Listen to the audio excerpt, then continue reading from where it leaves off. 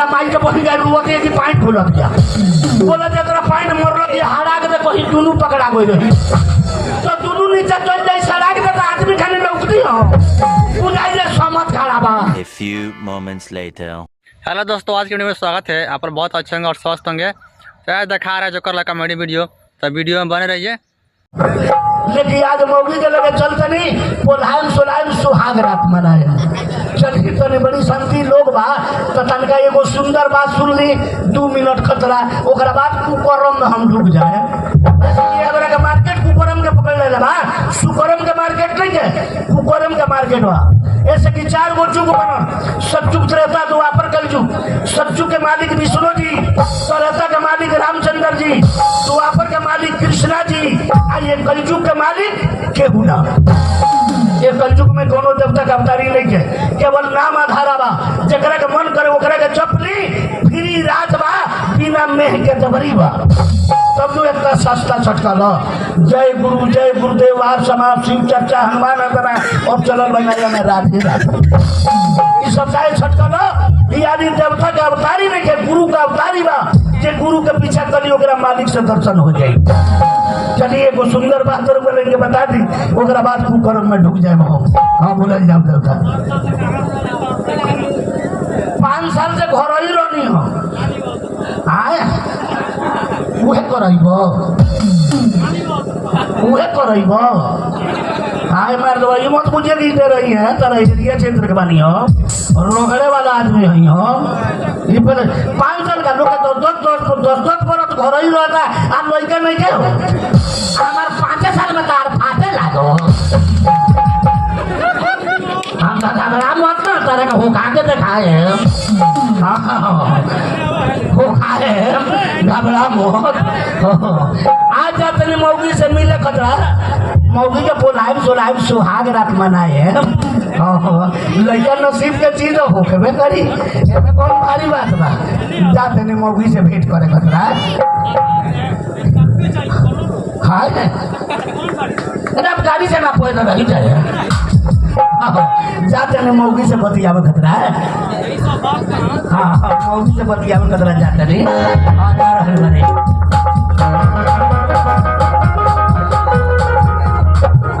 हम क्या बताई हमार शादी पहले 5 साल दिन हो गई। अब 5 साल से हम घर में बनी लेकिन हमारे माई बाप ऐसा ने मेरे मऊ मर से शादी कर दिलक कि ओकर सभी तक लेके नहीं आधी मर की लगा गई घर से बाहर लेकिन अभी तक घर में नहीं खिलाई तो खाना खाए के ना देता नहीं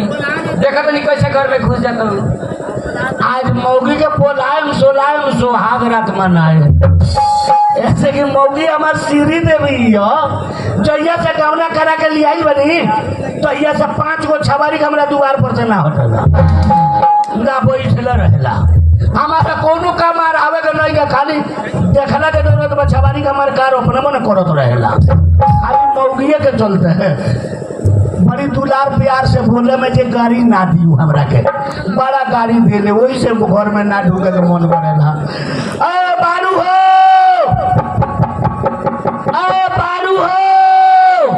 के बोला तनी जी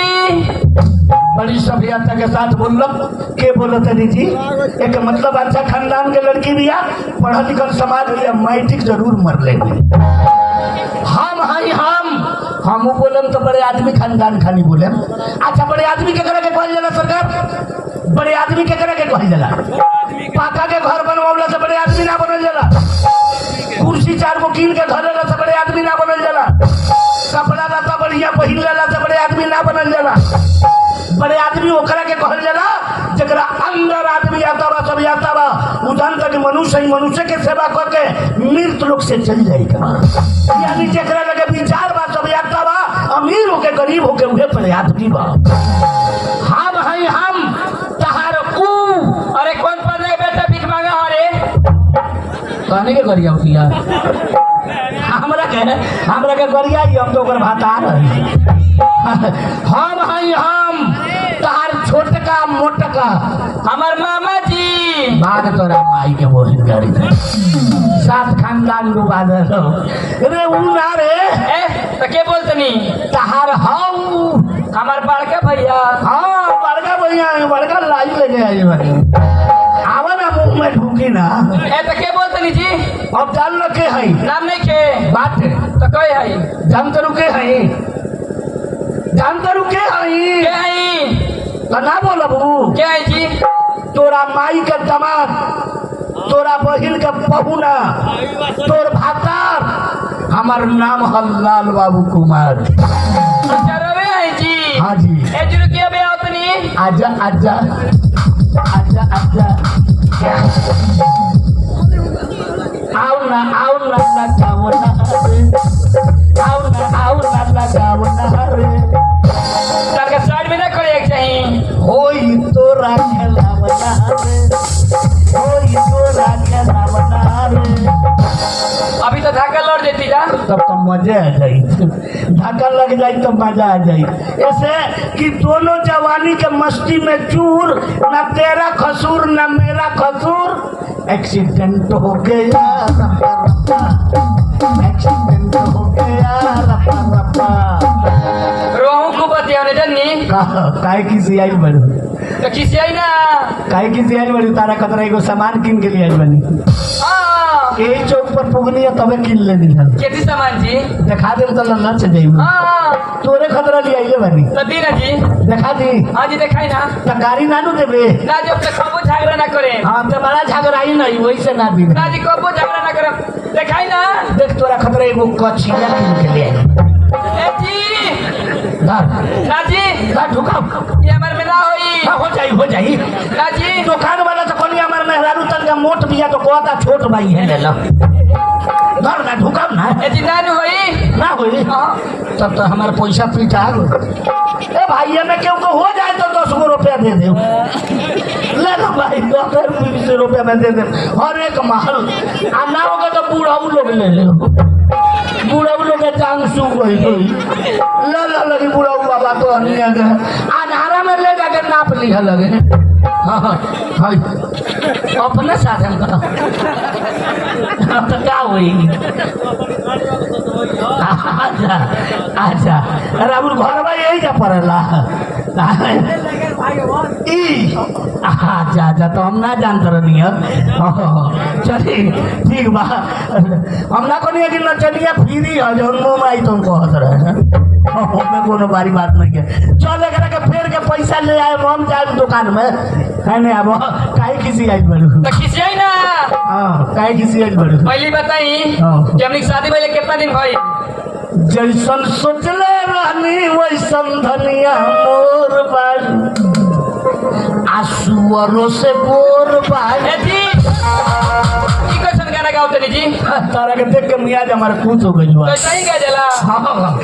काहे किसी आई बार तू हमरा पर पहले बताओ तो पहली बताई हाँ कि हमने शादी पहले कितना दिन भाई 5 साल 5 साल में को लड़के भाई हाथ तो रखन लड़का तो काम तो करता बन लेकिन सारवा होता नहीं तो लकड़ी के बनवा के नानू घुसे वाले हमार तो किस्मत फूट गई हाँ। कि रोवे से आदमी से हमार शादी भाई ओह देखो तोर किस्मत फूट गई तो ना अरे तोरा जब बियाह भइल तो हमार किस्मत बिगड़ गई हाँ रोवे के किस्मत बिगड़ गई एमे तारी बात तोरा माई के तोर माई हमरा बियाह खतरा हमरा बाबू के 2 महीना लगे तारे ते लियो हुआ नहीं हमार माई हम कब का कि तार बाबूजी हमार माई के पाछे पाछे घुमत रहलन लबड़ाई मत बोलो हम लबड़ाई बोलते नहीं। हाँ तोर माई आवत हमरा घर हमरा बाबू तक कह ए जी कोरीना ए जी कोरीना क्या कोई बनी मने अपना पेटवा के हमरा पेटिया से बियाह कहेंगे ना बोली तब हमार बाबू लेने के तोरा माई के भूसौली में शादी के बाद पहले शादी के बाद तो सब बोलते उल्टे सीधे काय हाँ बोलते तब तोरा से हमार बियाह भई आ तब लोग नु कहे हमरा बाबू के शिकायत कर ली हमार माई हाँ कि तार बाबूजी हमार माई के पाछे पाछे घुमत रहलन हमार बाबूजी तो ना तोरा माई के पाछे घूमत रहले घुमत ना रहलन चुप रह बड़ी कहेंगे यही तरह हमारा बाबू घूमत रहले तोर माई बोलल बताई तो हाँ तो हमरा बाबू के शिकायत करत रहू रवे चलते गांव में घूमल हमार मुश्किल हो गई बा का है गांव में निकलते तो गांव में लोग देख के हमरा को हंसता गाँव में तो लोग हंसलक हो तब का बताओ तो के हंसलक हो बताओ के हंसलक उनके बच्ची हाथ तरह केस करे हाँ? हम तो तारा सामने लड़का होका के दिखाए ना होई तब हंसियो लोग के 10-10 बरस लड़का नहीं के वो तो कहियो कहे ना चाहिए हमरा मेहरारू के 5 साल गमना बियाह भइल लड़का नहीं के वो तो भाई लोग हो से आपसी लोग ना एक मतलब हमरा मौगी के हटावे के फिर में बालो का आए वो करा से होई आए उ तो लागे तू मुकिया मारे होई रोज चलते काम हमारे घुमल मुश्किल हो गई बा कैसे मुश्किल हो गई बा तो मुश्किल ना होई क्या तरह मुश्किल हो रोबू तो हम लगे रोआ रोज चलते काम हम निकलत ही ना खाली घर में घुस जाए तुम ना मत रहो भाई बड़ा बेइज्जती दिया भाई एकरा माई के बही गई रुवते कि पानी खुलत गया बोला जे एकरा पानी मरल कि हरा के कहीं दुनू पकड़ा गई रही तो दुनू नीचे चल जाई सड़ा के तो आदमी खाली लौकती हो बुझाई जे समत खड़ा बा बुझैया फाड़ दे रवे से कुछ ना है जन्नी कुछ ना होई अभी कुछ करी हाँ ना तो बाबा चल जाम नहीं हो चल तोरा के बेतिया ले चलते बेतिया ले चले क्या करे ले चलते नहीं बेतिया तोरा का खलासी कराएम दवा कराएम इलाज कराएम 6 महीना रोहू के मूड़ा खाएम लड़का कहे ना बोल सुनी ना जी कहाँ दवा इलाज तो कहिए तो होती ही बा अच्छा तो कथी से होई लेकिन दवा इलाज पर से कुछ भई ना नहीं हो अब हमारा दवा इलाज पर भरोसा नहीं है तो कथी पर भरोसा बाबू है करम हम बोला ये जी एगो बात सुन ले बानी एगो नेपाल के बाबा हाँ इंडिया में आइल बड़ा नेपाल का बाबा इंडिया में हाँ जी वो का करत रहे उनका झाड़ फूक कैला सुनू अच्छा लड़का हो जाता सुई दवाई से लड़का नहीं हो आप फूक फाक से लड़का होता आदमी जी होत बा अच्छा तो केहू का भइल हमार सखी जो जानकारी है अच्छा ओकर लड़का हो गई अच्छा तो बाबा का नाम का है बताओ तो चले ये घड़ी के बाबा लोग पर से हमार विश्वास उठ गइल बा ऐसे कि देश विदेश पर वचन करता व्यासी इतिहासी बाबा आसाराम बाबू उनको लोटिया डोल गई राम रहीम उनको लोटिया डोल गई तो अब ये घड़ी के बाबा लोग पर कहाँ से विश्वास आई ए जी नीमन बाबा बड़न बाबा का नाम का है बताओ तब चलो बाबा जी के नाम जाने के चाहते हाँ, नाम बताओ तो जानते नहीं कितनी नाम हो कथी नाम हो गाथनाथ बलात्कारी बाबा कौन सारवा जाई हो वो जब ना बबुआ का नाम चलिए दोस्तों आज की वीडियो का सारा अच्छा लगा चैनल को लाइक कीजिए सब्सक्राइब कीजिए शेयर कीजिए नेक्स्ट वीडियो में जय हिंद जय भारत।